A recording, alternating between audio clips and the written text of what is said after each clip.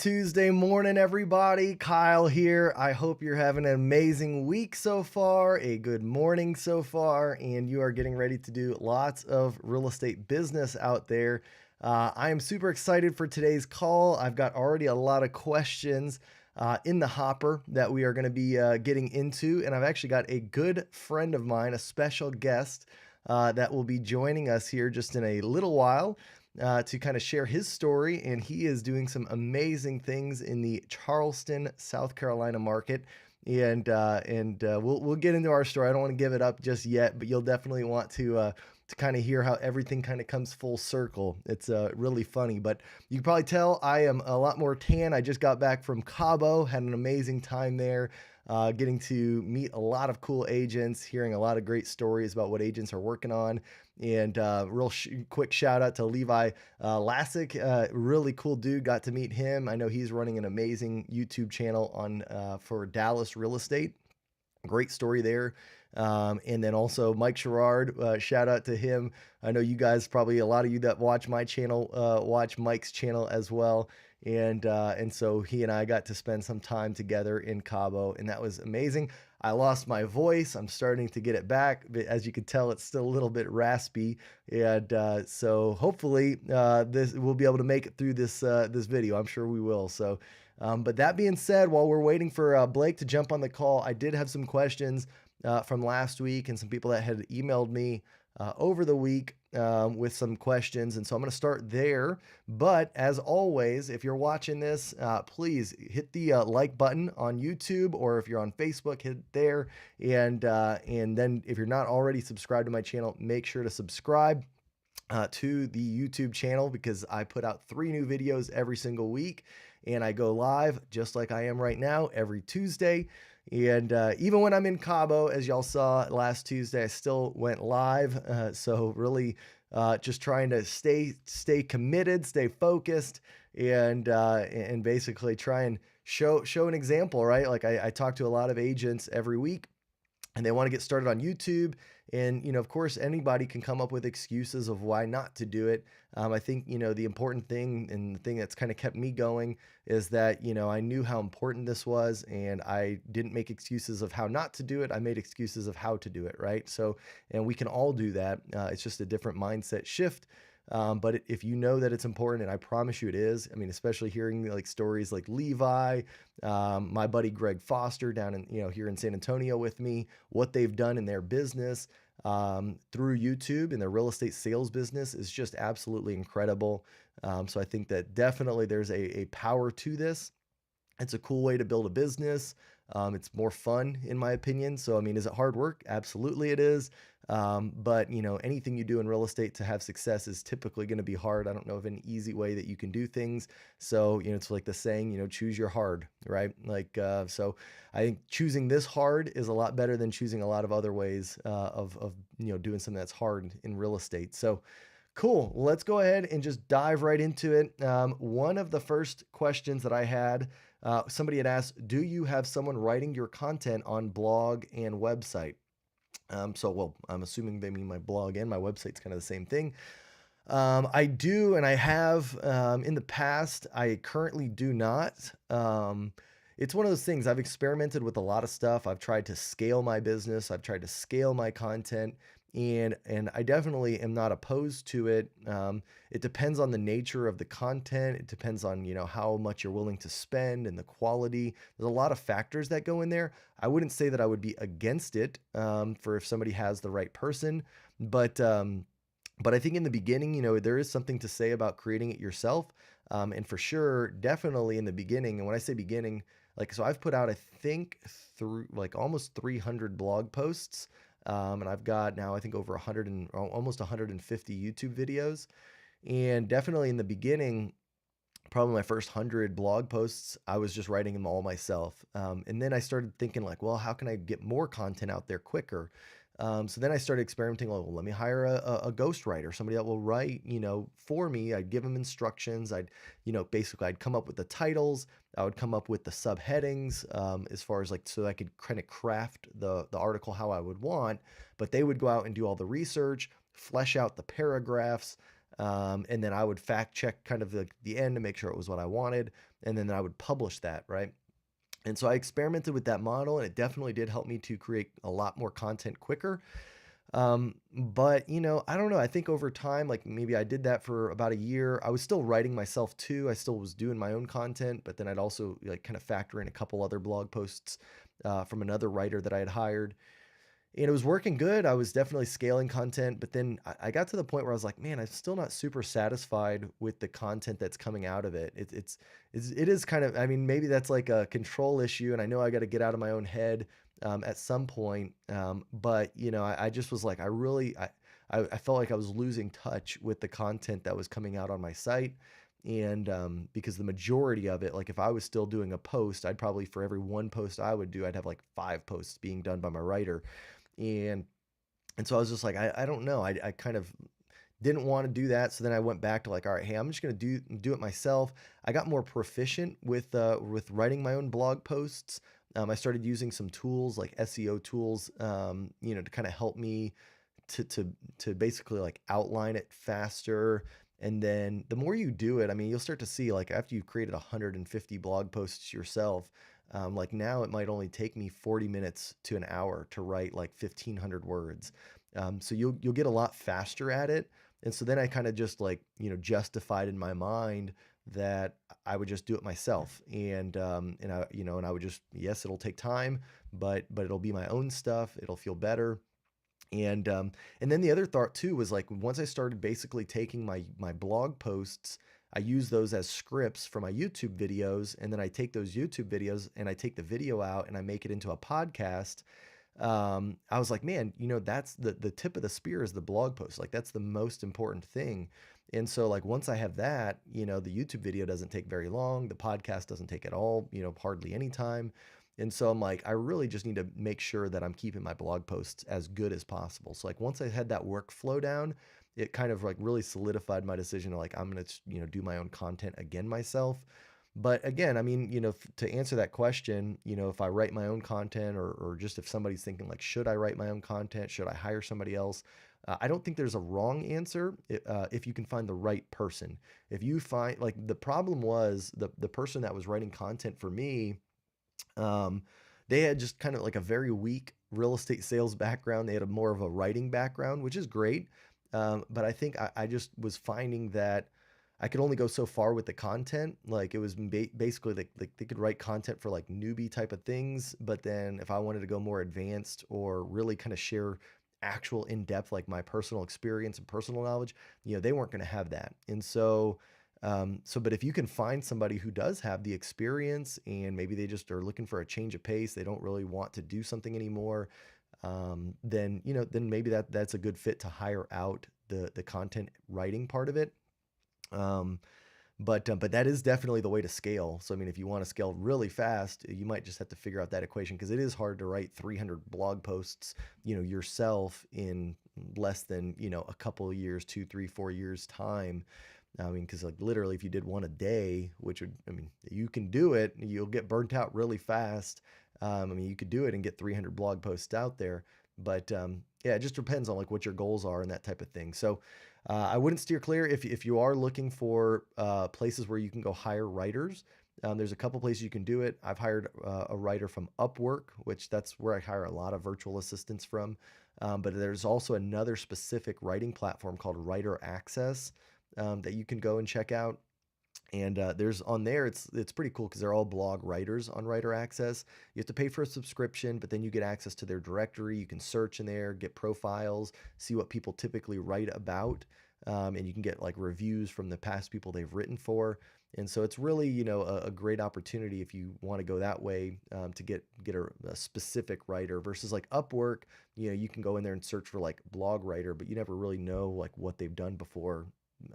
So anyways, those are a couple different opportunities that you can look into if you wanted to do that. So, all right, number two, the other question that I got was, oh, and by the way, guys, if you got some questions and you want to ask them here live on the spot, go ahead and go ahead and put your questions into the chat. Here we go. Oh, look at this. Let me see. I got my buddy What's Blake up? jumping in here. Let me add you to the right on this one. Let's see. Add assign to guest one. There he is. What's up, Blake? How you doing? Hey, what's going on? I'm Oh, good. How are not you? much. I'm doing well, man. Thank you for jumping on. I was about to hop into the second question, so you got perfect timing. And but before we even do that, I want to really quickly introduce you, and I want you Okay. to kind of maybe share a little bit about your story. But before you share your real estate story, I want to share like our story, like how we came to know each other, because I think it's pretty funny. Oh So boy. Blake and I go way back to high school days. Blake and I were Yeah. here in San Antonio, Texas. And we were both into cars at the time. Blake had a way hmm cooler car than I ever did back in the day. Oh, no And way. You did. oh no, man, I was always like, I love Blake's car. And but then like life happens. I go to college, he goes to college, he starts a family, I start a family, and he moves, right? So I'm still here in San Antonio. He moves, he's out there in Charleston, South Carolina, and I've been with EXP. He was with a different brokerage. I'll let him kind of share his story here, but he was with a different brokerage, but has kept tabs and kept eyes on what I was doing. And in fact, even last year, I think it was maybe a year or two ago, he knew that I'd bought my hmm van, my RV van. It actually must have just been a year ago because I only bought it in January of Yeah. last year, and literally he'd seen it like on social media, and I actually had taken a trip to North Carolina. And Blake, I guess you were going the other way on the interstate as I'm driving to North Yeah. We Carolina. were coming down from Virginia and you were going up. Yeah, yeah, he was going down from Virginia and I'm going up to North Carolina. He's like, "Man, that's gotta be Kyle's van." Like, he didn't know, you didn't even know maybe that I'd be in the area, but it's such a unique van, right? Flat black, it's got this like roof rack and all this. And I think you Totally. messaged me and you're like, "Are you like in North Carolina or something right now?" Like you said something Yeah, I like did. that. I And I did. was like, Yeah. "Actually, I am." And so sure enough, man, hadn't seen each other in, over a decade. And then yeah, reached out and was like, I think we're in the same area. And then little by little, and that was like a year ago. Now here just hmm recently in like the last, few weeks, Blake, reached out about, hey, what's this EXP thing about? Tell me a little bit more. And just so you know, Blake does a ton of research. He already kind of knew a lot of it, but he wanted to get my experience. He trusted me. We go way back. So he's like, I'm sure you're gonna, tell me the real deal here. And so sure enough, that I shared it with him. And now as of here, and then the last about a week now, I guess Yeah. last few Yeah. days, last week, he's officially with EXP, partnered with me here, and I'm super excited to be running with you, Blake. So that's about like our history that catches you up to today. But I think also in addition to that, Blake's not like a new agent, right? Like Blake is doing some amazing things, which is super cool because like before like we really reconnected, I didn't realize he was in real estate doing all that he's doing, and in a different market. And so Blake, real quick, man, I want you to maybe share kind of your real estate journey, but also before that and like how you got into real estate. Talk a little Sure. bit about your branding because I know that you're very specific. You got your nice shirt on there, so tell us a I little got my bit about, lace. yeah, and If you you got need the me to lays right really, behind you. if you really need me to get dressed up, then There, here I oh, am. All there right. it is. Good. There we Now go. I know that I'm talking to Blake There we Sammons. go. There we There we go. go. There we go. So yeah. So tell us a Yeah. little bit about that. Tell us a little bit about your real estate business in general, so that way people get Sure. context about who you are, what kind of built business that you're building, and then that way, while we're answering some questions, they'll get different context from like the way you answer it and the way that I answer it. So that being said, Sure. take it away, Blake. Okay. Well, I should also say that one thing you left out is Fast and the Furious is what sparked us. Like in high school, we saw it and we were like, "Oh, so cool, Fast and the Furious!" So, for those of you who are in that same age bracket, that's what caused us to soup up a Volkswagen Jetta. Just so you know. So, what's my journey? I was in education. I was a special education teacher for about 9 years, and my wife was in the Army. We bounced around from state to state to state.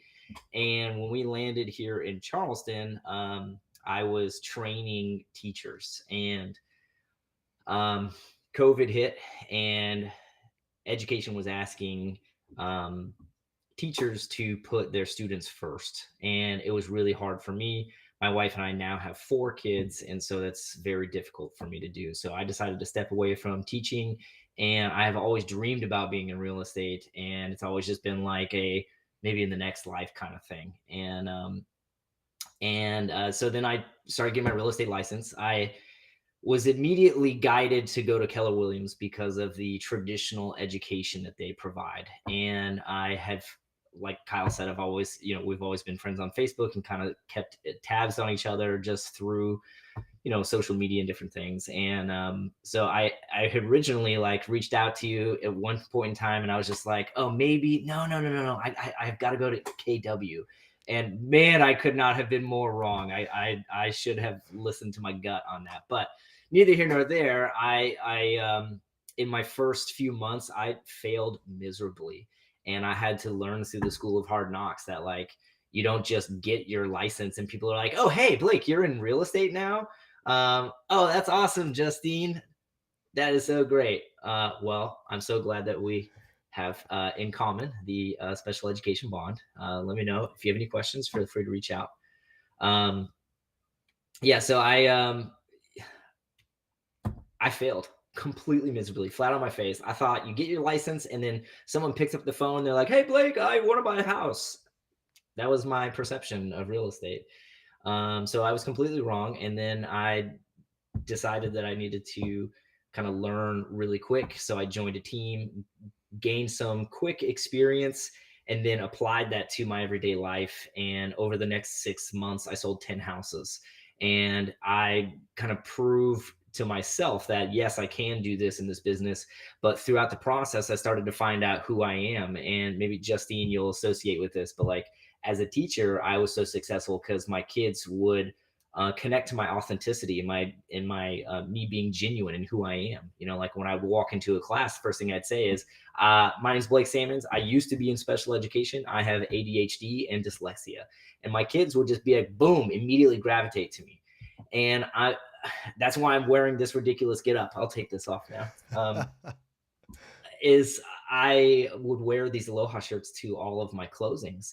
And my clients thought it was hilarious. They were like, "Oh, right." And then it evolved. Every closing that I went to, I started bringing leis, started doing all these funny things with just saying, the metaphorical term of aloha, like, okay, like, thanks. This is the celebration. This is the goodbye, or I'll see you later, kind of thing.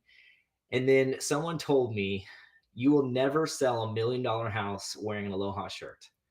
And from that moment on, I don't know what sparked it in me, but I just decided I'm going to run full force in this. I'm going to double down my efforts. So then, against every wish of my wife, I bought about 2 dozen Aloha shirts.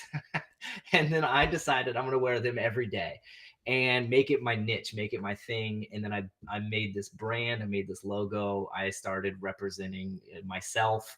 And so my company's name is Aloha Charleston. And I strive to provide a very like stress-free and fun experience to my clients. And I built that purely based off of my success as a teacher. So, it's funny how, my success as a teacher is bleeding into now my success as a real estate agent and still providing an educational process and just making it fun and being as authentic as I could possibly be. I think is kind of what I have learned throughout my journey because people will gravitate towards that. So I hope that wasn't eating up too much time, but that's the whole story there. No, I love that, man. That was perfect. And yeah, no, I love the story. I think that it's so cool too, like, building the brand and how that's changed your business. I'm sure it's made it more fun for you. It's like when you build a brand, it like things get so much more clear in a way, right? Like of like what you should do. And like before you do that, it just seems like you're just like, grabbing at straws. And it's like at least now Totally. you've got some direction to your business, right? It's so funny. So that's why branding is so important.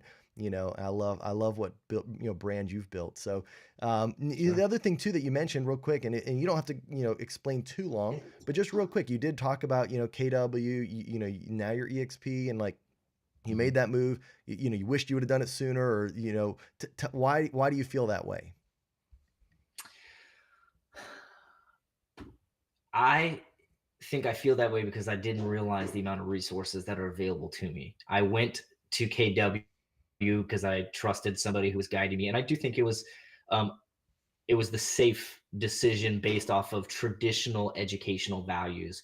But because I'm a very quick and forward thinker and I access and use technology daily, like they were missing something for me constantly. And if I'm being completely candid, I felt a lot of judgment there. Whether it be from the other agents in the office, like they didn't understand this, they didn't get it, and like I was okay stepping outside of the box. So, I think, um, I guess reviewing kind of where I wanted to go, I have always kind of thought, oh, I'll join EXP when I've learned everything I have to learn. But I feel like in the, let's say, 10 days that I've been with EXP, I have learned so much through EXP world and going to endless amounts of trainings and different things. And it's literally at my fingertips right here. And like, I'm just able to soak it all in. So, Yeah. And that's what I've seen, even just, like now that we've gotten to be a little closer here in these last couple weeks, like I can kind of start to like,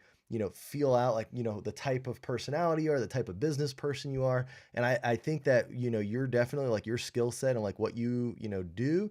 EXP is going to relate really well to it because like you said, you don't like to wait for things. Like I'm the same way. Like we actually had a conversation, Blake and I, before this call, and he was sharing with me, he's like, man, I just, like it might be a flaw, that I actually just like I just jump into stuff sometimes without like knowing everything or whatever, and I just do it, I just go. And I was like, dude, that's not a flaw, man. That's like a strength. Like that's something that I do, all the time. And I think that's a big strength for you, Blake. And I mean, with the EXP, like literally everything is at your fingertips because you aren't waiting for anything. Like it's all there all the time. And so I mean, if you're waiting on anything, it's just you're waiting on yourself, right? Because there's nothing that EXP is going to that's be doing. great. So it's Yeah. like, so I think that's going to really, you're going to appreciate that. And so I know that's the same way I am, man. It's like if I want something, if I want answers, if I need support, if it's just whatever, if I need to talk to another agent about something, like literally I feel like everything is there anytime I need it. So that's been what's really cool. So cool, man. Well, thank you so much for that, Blake. That I really appreciate you jumping on this call too. And so now I know we've actually gotten some questions here in the chat. So I'm going to start putting these up here on the screen, and then we can jump into them, Blake. And it doesn't matter Cool. like order or anything. If you want to answer, I'll answer. But just we'll answer these different questions. But somebody here, this was prior to this call, had asked, what do you use to organize your offers, contracts, and closed deals?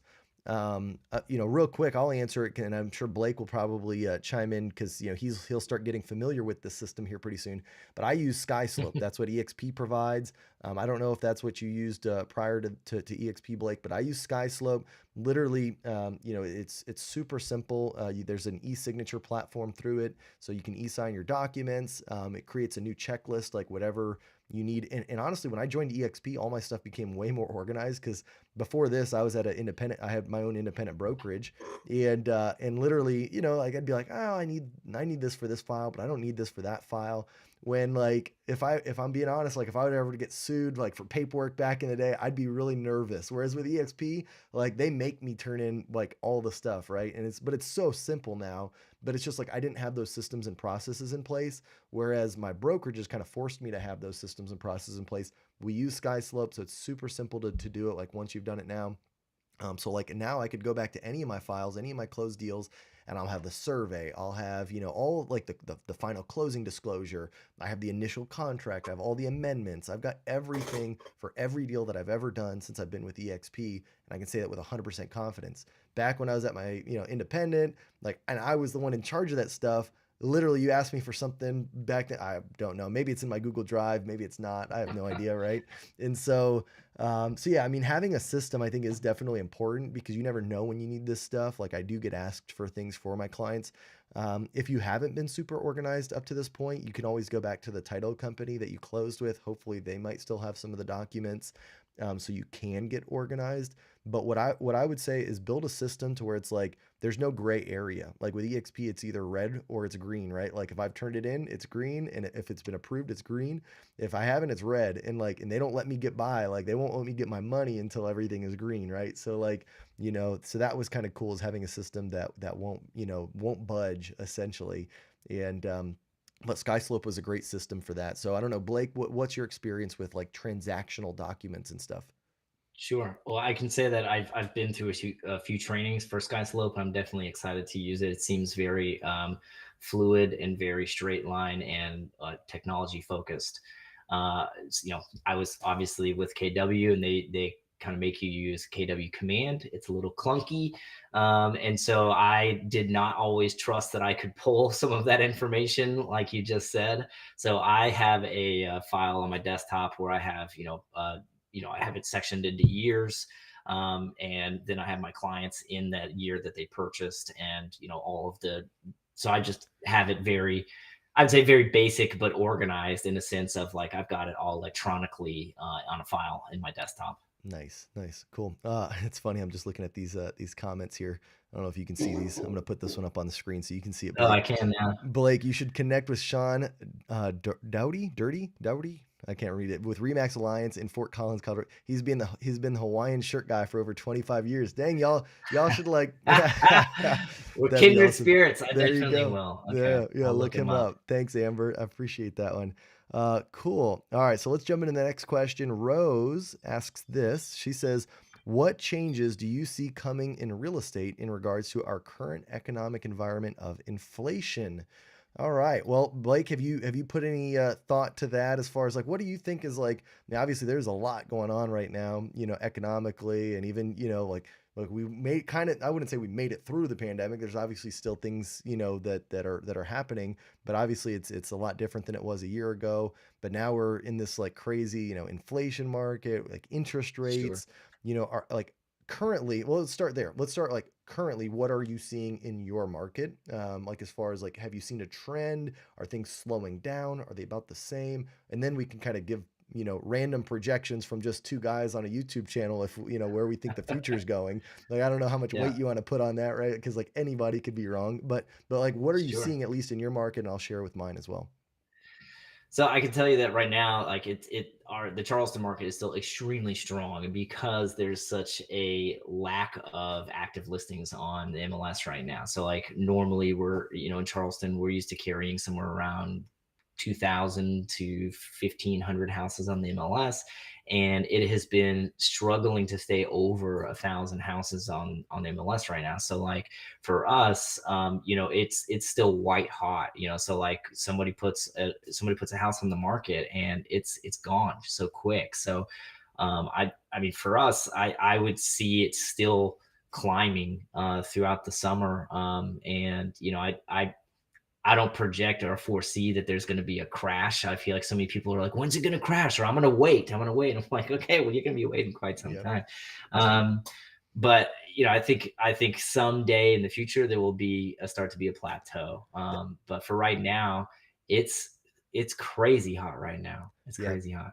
that's what I mean, I can echo that same thought as like San Antonio's the same way, super hot, low inventory, multiple offers still, I mean, obviously, I think what ends up happening is like, when the market does start to plateau, which is what I think will happen too. I don't think it's gonna like dip, like, people like try and relate it to like '08.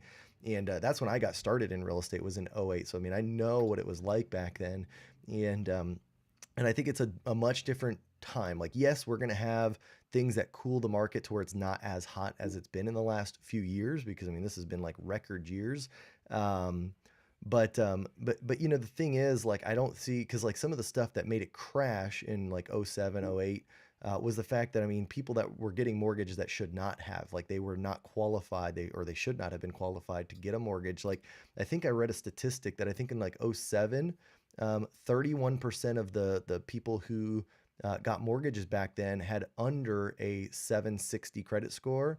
Whereas today, compared to today, it's like over 70% of people that are getting a mortgage have over a 760 credit score. So like that just shows the difference just in like who's getting mortgages. And so like if people are getting mortgages that can afford it, now granted, I mean, obviously if things keep going up inflation wise, like even if interest rates rising will affect future buyers. But like if you lock your interest rate in now, that's not necessarily going to impact your, affordability for your house. Yeah, I mean, other stuff will get more expensive, but at the same time, like, even people like, hopefully your incomes are going to be increasing. If you're selling anything, sales or anything like that, those commissions are going to be higher. So I mean, like, a lot of that stuff's relative. Taxes are going to go up. I mean, it's just, house values are going up, taxes are going to go up, and that will affect people. Especially like, fixed incomes and stuff like that. It does make it more difficult. So I mean, there's going to be some, but I just don't see it as like drastic as it was in '07, '08, where you had like stated income loans and you had a lot of crazy stuff going on back then. It's much different. Um, so I do think that we'll see a cooling off, definitely. I think inventory will level out where like it will be a more kind of like, equilibrium market, like because right now it's still seller's market in most parts of the country.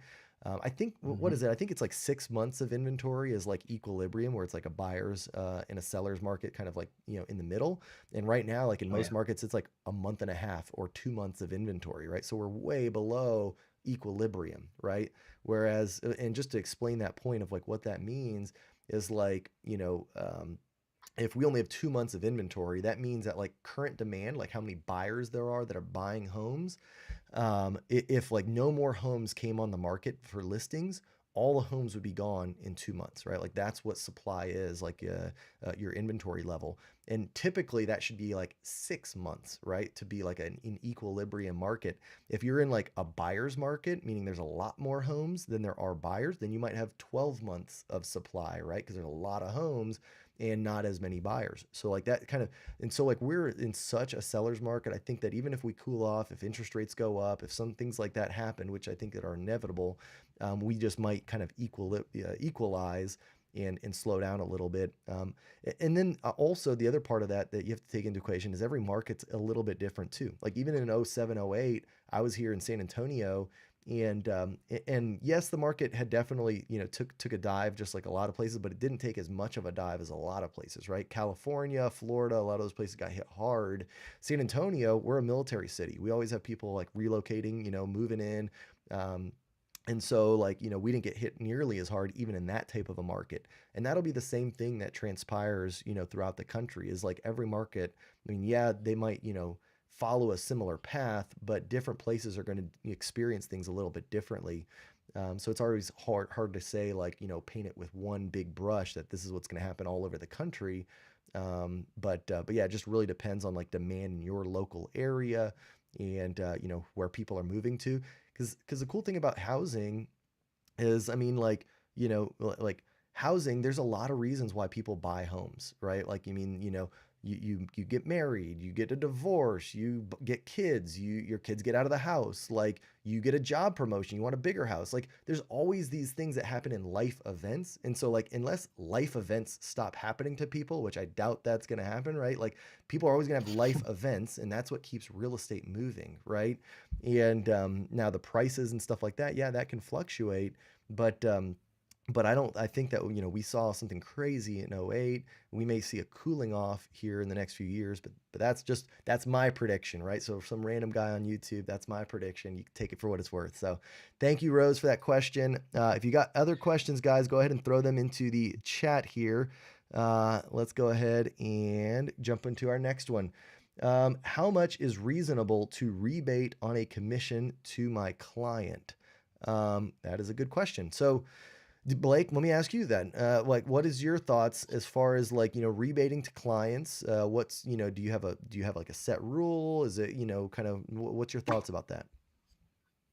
I think I would first answer that with purpose. Like what is why are we rebating? What is the purpose? Was there something pre-discussed? Like is this a family member? Is this a friend? Is this, I guess more or less I think background would need to be understood. I don't think there's necessarily like a one size fits all answer, right? And I feel like that's probably a very safe answer, Yeah. but it's probably the most true answer is like it every situation is different, Yep. so it's hard to give a one size fits all. For sure. Yeah, and that Blake is absolutely correct. I mean, I did have like different things that I would be willing to do and not do basically. Like there's got to be a bottom line that you're willing to do on anything, even if it's friends, family. I mean, it's your time, it's your business, it's your name, right, on the line.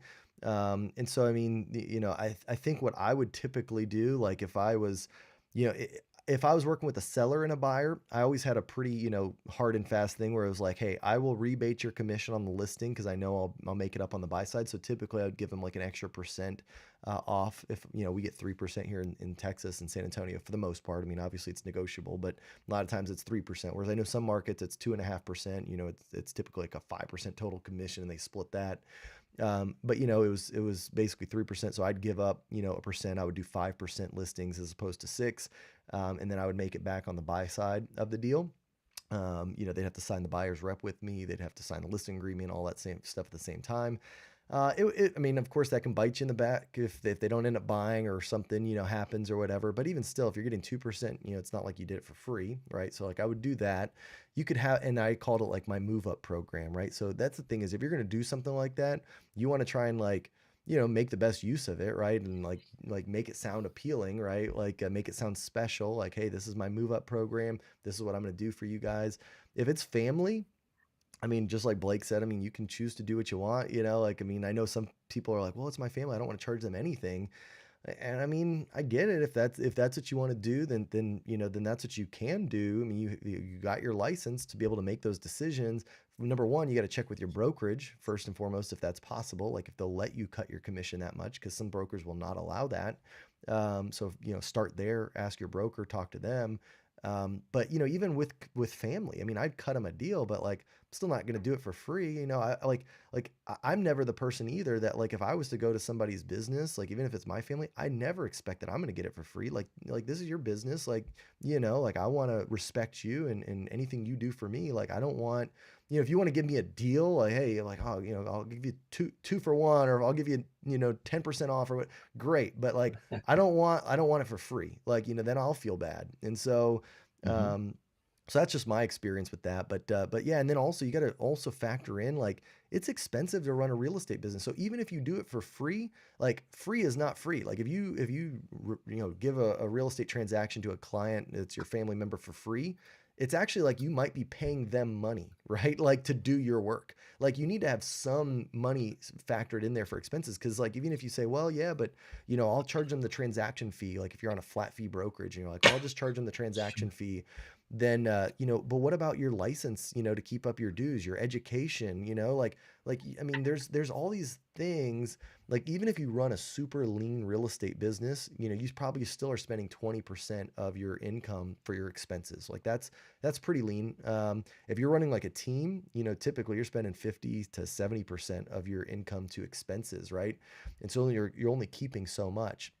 So you got to keep that in mind that even if you're doing it for free, you don't want to at least do it negative where like, you're actually like losing money to be spending your time doing something. And I think most people, especially family members, if you explain it to them like that, they'll understand. Be like, hey, look, I'll do it for 50% of what's normal.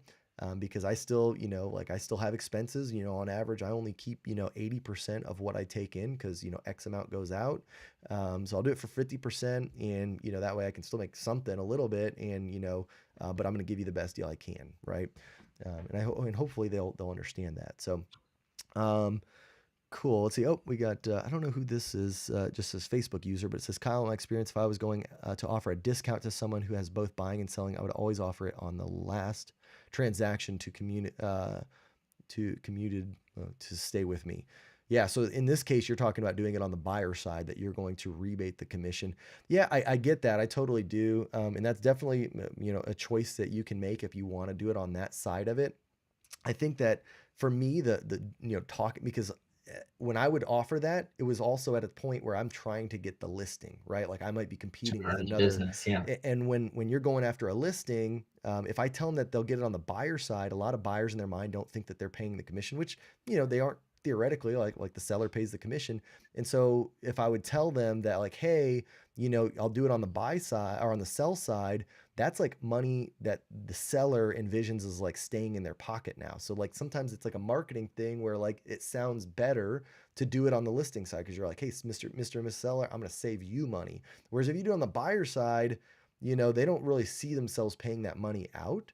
Um, I mean, I guess technically you can, you're rebating it back to them, which can, that makes a difference. But, unless they're real savvy and they get it, like it sounds better on the listing side. That's always why I did it that way.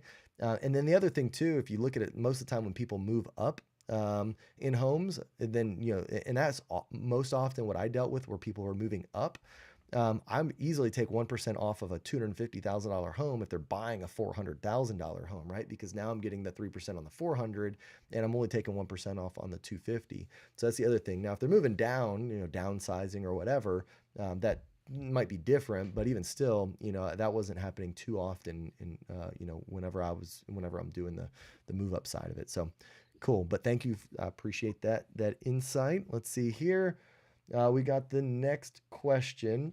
How do you balance selling real estate and family? I like that question. That's a Uh, great question. that's a good question. Well, let me, since I answered the last one last, I'll let you start with this one Sure. first, Blake, and maybe share a little bit of how you Okay. do that. Yeah, so I would first start by sharing that I have 4 children. So balancing work to life is always difficult and always a learning curve. So like, is there a one answer that fits all? Absolutely not. So like, even while I'm sitting here on this call right now, I had to go pick up my daughter who was had an earache at school, and she's literally taking a little rest in the other room while I'm sitting here right this second. So how do you balance it? I think you have to time block efficiently. And I think you have to know, this is what I'm going to carve out for lead generation. This is what I'm going to carve out for, showing homes. These are my times that I'm going to do A, B, and C, and this is my non-negotiable times that I'm going to have with my family. So, for example, Tuesdays for me, I'm always in the pool with my kids on Tuesday nights because we do swim lessons. So, like, literally today, in about 5 hours, I'm going to be in the pool with all of my kids, and they're going to be all learning how to swim. So like, that is completely time blocked off of my schedule as far as real estate goes. So like, I think the biggest thing that I would probably want to get across to, I guess, whoever's asking this question is um, confidence. I think you have to build some confidence to know. You have to tell your clients no sometimes, and you have to have the confidence and trust that you've built enough rapport with them to know that they're going to want to work with you, and they are going to respect your time and boundaries as well, as far as your family and your lifestyle goes. And I think once you build that confidence, you're able to say, I'm sorry, like Tuesdays, I'm in the pool with my kids. I'm sorry, I can't show you any properties, but I can do it first thing Wednesday morning, or I can do it Thursday afternoon.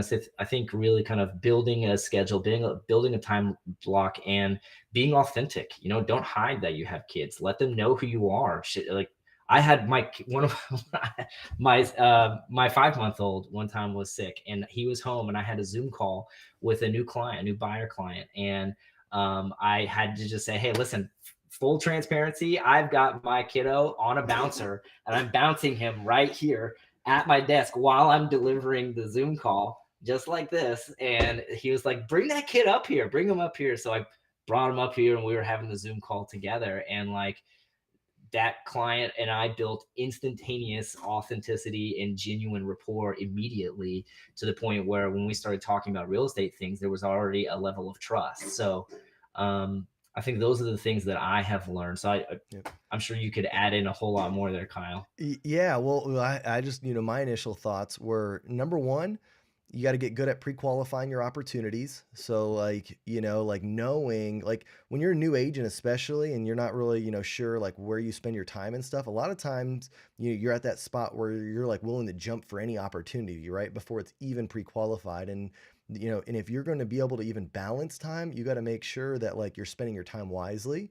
And so, getting really good at like, not just jumping at the first whim to everybody's response, right? Like getting to really understand, like, is this a real opportunity? Is this person trying to like spin my wheels? Like, it's like, so like that kind of thing is important, right? Like, so pre-qualifying opportunities, leverage and learning how to leverage even early on. A lot of times, a lot of people say, well, I can't start a team. I'm a new agent, or, I don't even, like I don't even have any deals. Like here's the thing, like you can build leverage early on. Like for instance, one of the ways that you build leverage is if you want to get a transaction coordinator, that's a great way to get leverage early on, where it's low risk to you, right? Because you're not necessarily having to go out and hire one like a salary. Find somebody that does it on a per transaction basis, to where like Totally my worth it, by the way. transaction, yeah, what's that?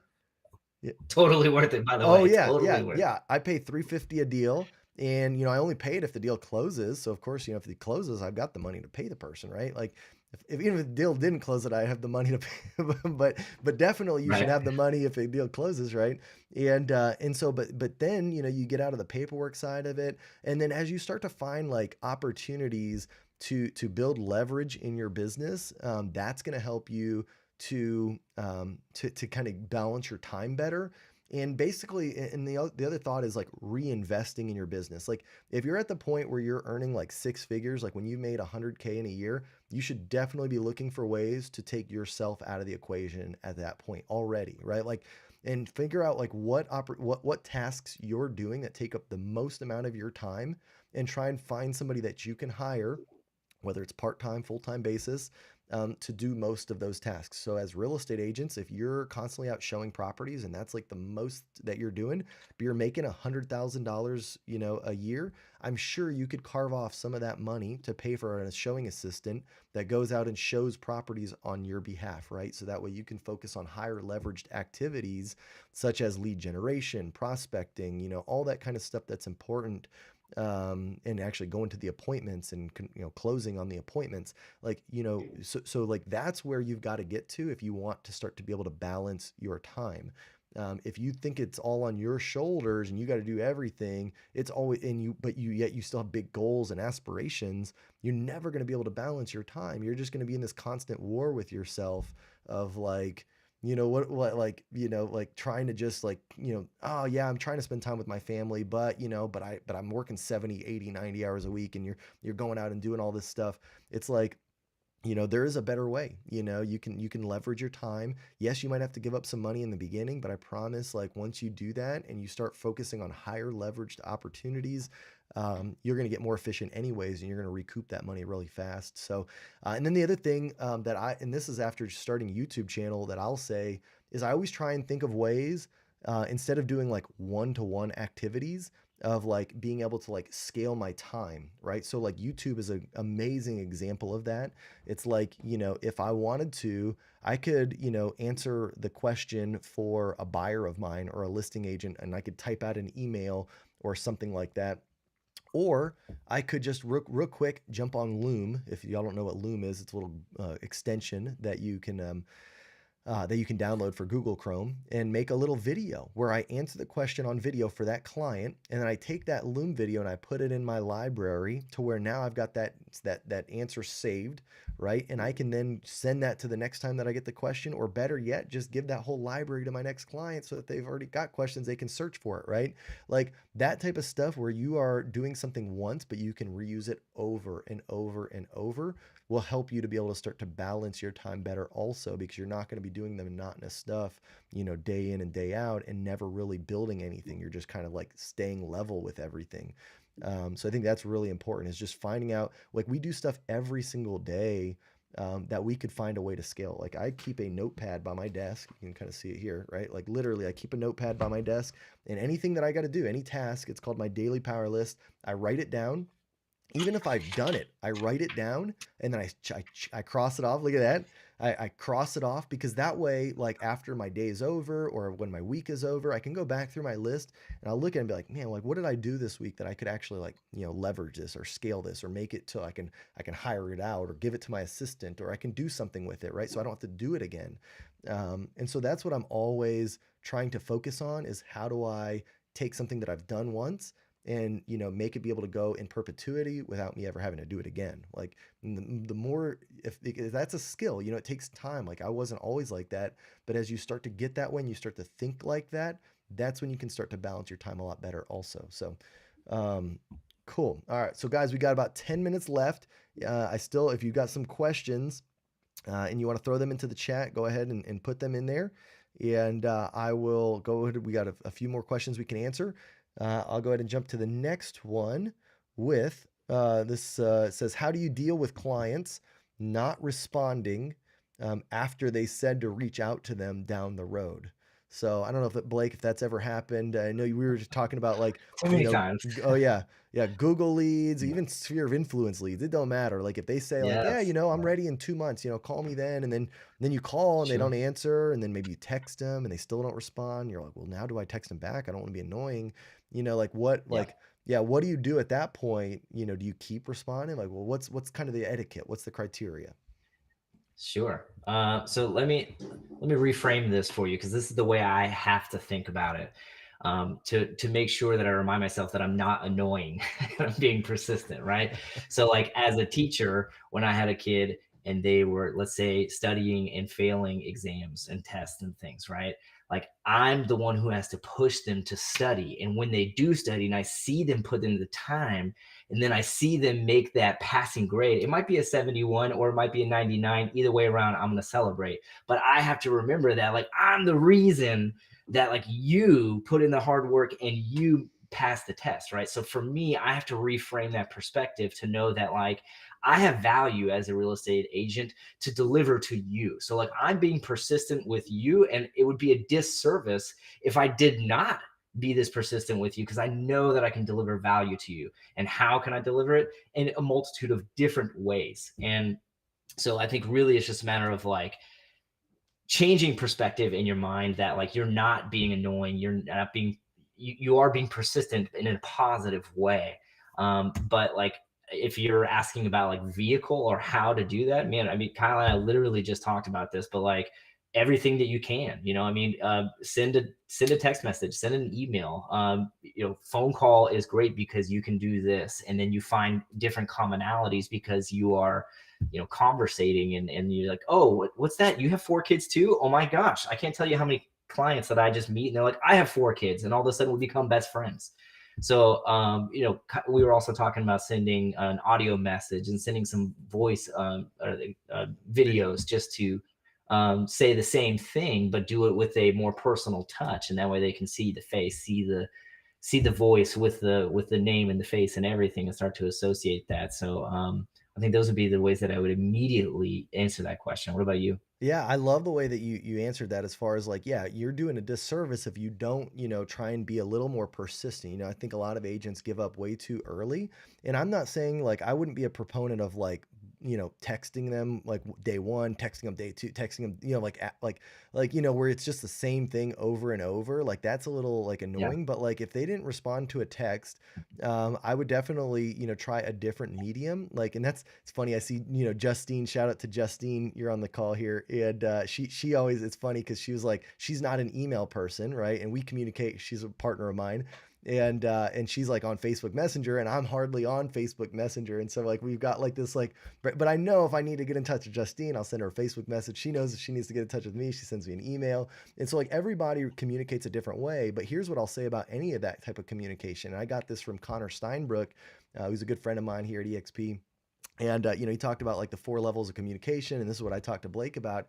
Is like literally the lowest level of communication is written, right? So it's like text messages, emails, all that kind of stuff, right? Like written, because you can't get context around it. Plus, it takes way longer to type out an email or something than to just like either speak it, take a video of it, like convey your full thought to it. And so like, so that's the lowest form of communication. Then the next one is audio, right? Like so phone calls, leaving an audio message. Like you can do it on Facebook Messenger, you can do it on Instagram, you can even text them an audio message now. So it doesn't have to be written, right? And so like most of the times, and if anybody's ever messaged me on Instagram or on Facebook or anything like that, I very rarely respond with like a written message, like because it just takes too long. I'll read the message as a question, I'll hit the audio thing and literally just record audio of me answering the question. I send it off, right? Because it's so quick and easy to do. Um, Speed to lead. Speed to lead, that's it. Exactly. There you And go. but I'll tell you though too, it connects with people a lot different. They're like, "Oh my God, like I heard your voice." Like even that just so simple, like they heard your voice. Personalized. Yeah. It's personalized. It's crazy what that can do, and that might change somebody's opinion. So now, you're not just texting them again and blasting them on another text. You've done something different. They can hear like your inflection in your voice, and like and they'll, from that, they might pick up on like, okay, well, maybe I do want to respond now or something, right? It's a little bit Mhm. different. Then the third form is video, like, or visual, I should say, right? So visual could be like a Zoom call. It could be like leaving them a video message. This is something I told Blake, it's like, how cool is that if, like, let's say you texted, they didn't respond, and now you're like, well, I don't want to pester them. Just straight up say that, like, hey, John, Kyle here. I remember we talked, 2 months ago. You said you wanted me to reach out and just kind of to connect. I don't want to be a pest, man, but I just want to see what's going on in your life, man. Just shoot me a quick text if you could. Let me know if like now's a good time or not, or if you want me to follow up 2 months later. I'm totally cool with it either way. But just I want to hear from you to see what's going on in your life. And literally, boom, you do that on a video, and they see you, they hear you. It's sent away, and now you don't have to worry about being a pest because you just said like, I don't want to be a pest. Like, they can tell what your intentions are, Sure. and then it Just goes ask them over for an really well. update. Ask them for an update. Yeah. That's all, right? And Yeah. yeah, and then basically the fourth way is, of course, in-person communication, right? When you're sitting face to face with somebody, that's like, so like those are the four levels. You want to like try and push people up those levels. And honestly, like, we talked, this just the last question about like, getting your work-life balance better and time management. Honestly, like, I think so many of us mess around too long with just like written communication when that's the worst form. If you want to get your time back, try and move up that communication ladder.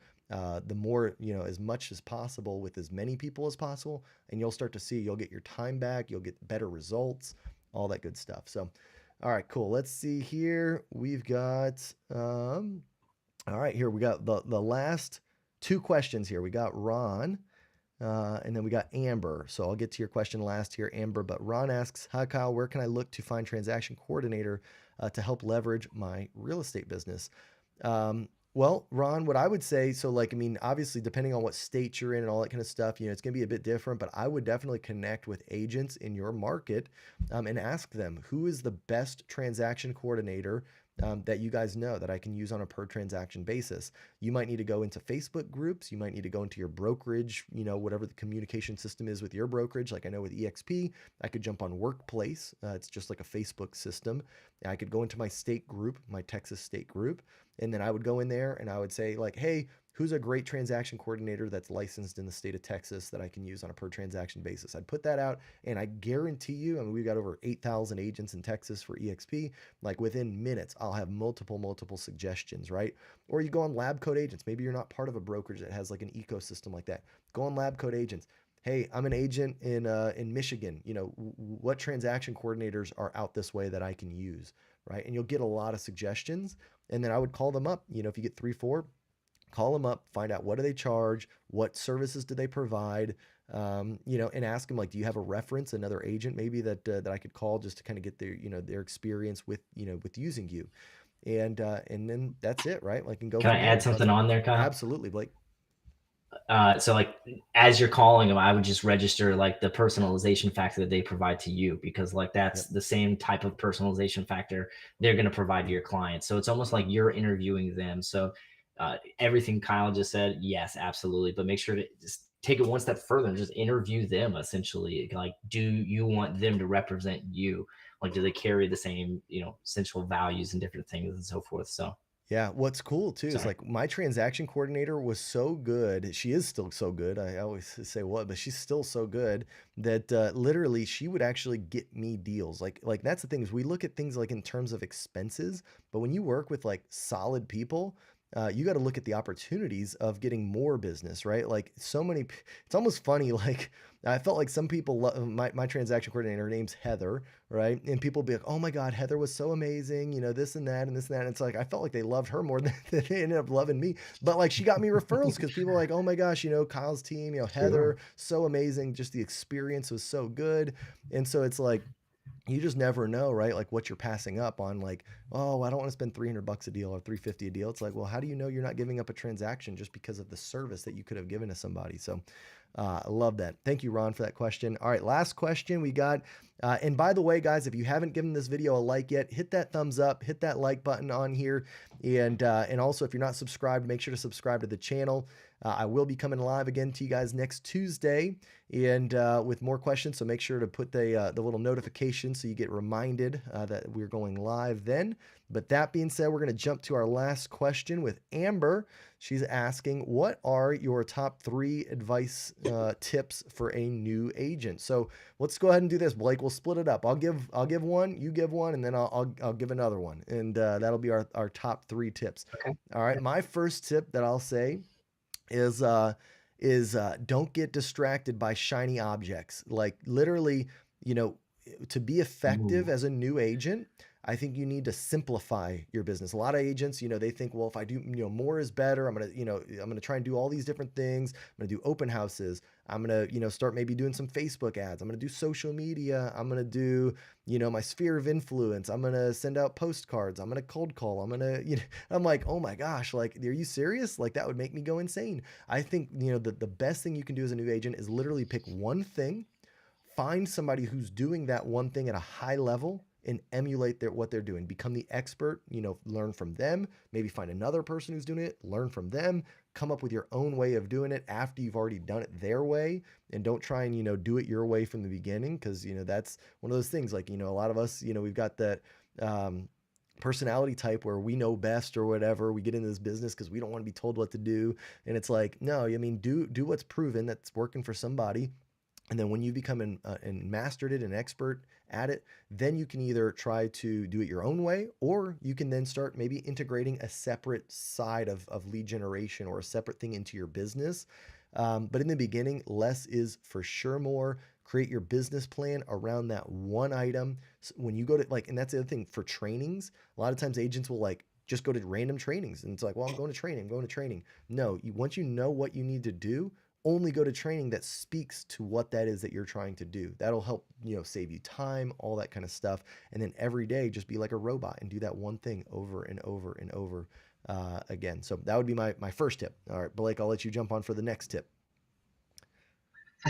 That was like a multitude of tips No. within one, but um, they were all excellent. They're all excellent. So I would say, yeah, Kyle nailed it. I mean, you want to find who does business the way that you aspire to do it, and how can you do it like them. And once you kind of understand what's successful, then putting your own twist on it. So I would say to go, I think, expand on what Kyle said is being unique, being different. And to me, that is the mark of kind of finding your own niche, right? So once you can find your own niche, then all of a sudden you corner yourself there. And I think something that's extremely important is having an accountability partner and potentially a scripting partner. Just because when you're a new agent, there's a lot of conversations that you have to be prepared for. And I know that probably as I'm answering this question, Amber, you're thinking when you're on a listing call or with a new a buyer's lead on a phone call or in a Zoom meeting, or you're in an office. But I'm talking about a simple script that you can nail down. So when you're getting coffee and you're ordering something at Starbucks, and you start a conversation, they say, oh, what do you do? I'm in real estate. You need to have something prepared, an elevator speech, something that you can say that so well that you can spout it off without even thinking. And just quick example of that, because I have done a lot of scripting and with a partner of mine, I was going to the doctor with my kiddos, and the nurse said, why are you wearing this Aloha shirt? We got into this conversation, and then I spouted off everything about me in about 60 or 90 seconds, handed her a business card, and I've got an appointment with her in 3 weeks. And so I think it's a matter of, I realized that was kind of a long-winded question or answer there, but I think it's just a matter of, oh, did I glitch out there? No, no, you're good. No, no, you've been perfect. No, I thought that was an awesome. I Okay. mean, yeah, definitely running your scripts and knowing what to say, I think is so important. And honestly, that's one of those things that will stop agents in their tracks, because if they don't feel confident, if they don't think they know what to say, they won't even do the actions that will put them in the position to where they'll feel uncomfortable, because they're like, well, I don't want to, Yeah. get a lead or something, because then it's because then what do I do with it, right? So then they don't even do too. And it's like one of the things that I'll say, and this will be that third tip, is like don't be the agent that's got like paralysis by analysis, where like you feel like you've got to know everything before you do anything.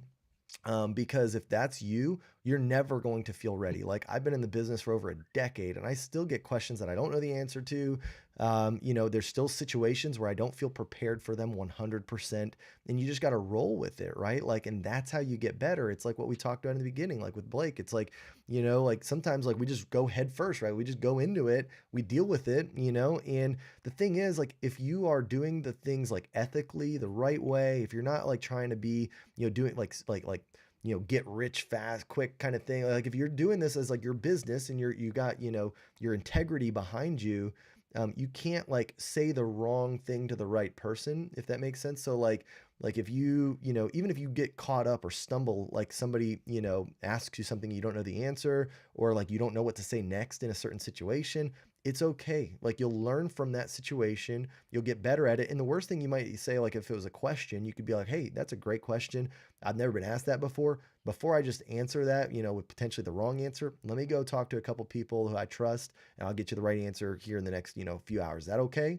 Most of the time, if you ask Yeah. that, they're gonna say Let me get absolutely. back to Yeah, you. yeah, exactly. They're gonna be cool with that, right? So like, but the Yeah. thing is, even with like definitely practicing your scripts and dialogues, I think is so important. Like for me, those that don't know my background, I got started from new home sales, right? So 5 years I worked in a model home. So fortunately, I had the great pleasure that like I sat in a home, people would come to me all the time. So if I screwed up, I had another person coming in like, shortly after, right? So I could just try it again. I could try the next thing, right? So I was like working my scripts on potential people like all the time essentially, but I was getting better and better and better every Yeah. single day.